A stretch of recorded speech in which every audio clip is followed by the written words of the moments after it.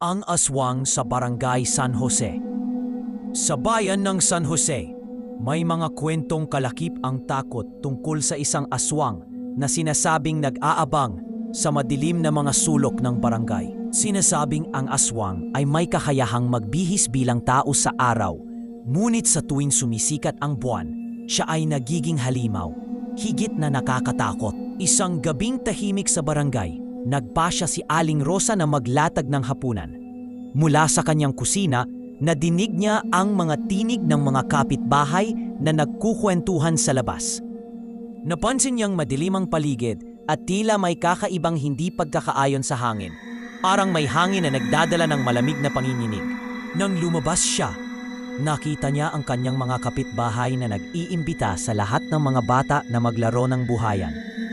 Ngunit may isang bata, si Marco, na tumangging sumali. "Huwag kayong maglaro sa labas," ang sabi niya. "May aswang na nag-aabang." Ang mga tao ay nagbiro lamang, subalit si Aling Rosa na may taglay na karunungan mula sa mga nakaraang kwento ay nainip. "Marco, ano bang alam mo sa aswang?" tanong niya.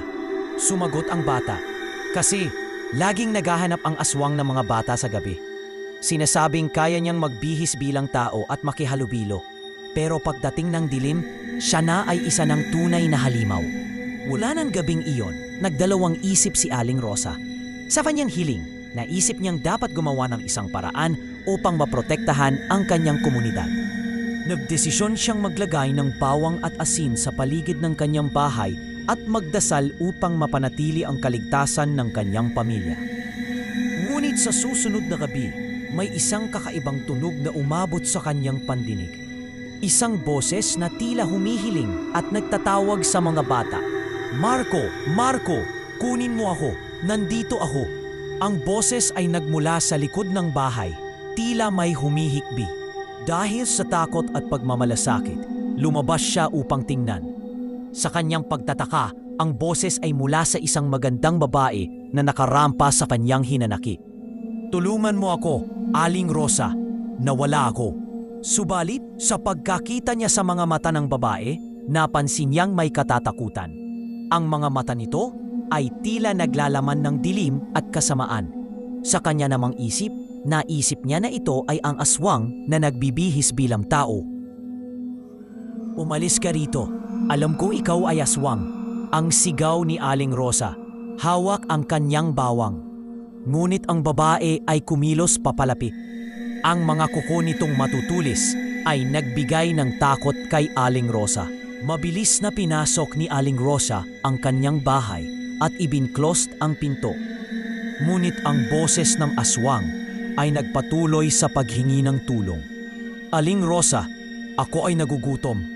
Hindi ako maaaring maging ganito."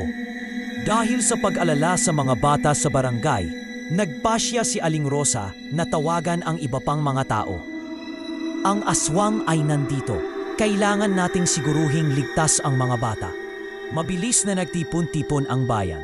At habang ang mga tao ay nagdadala ng bawang at asin, nagdesisyon silang harapin ang aswang.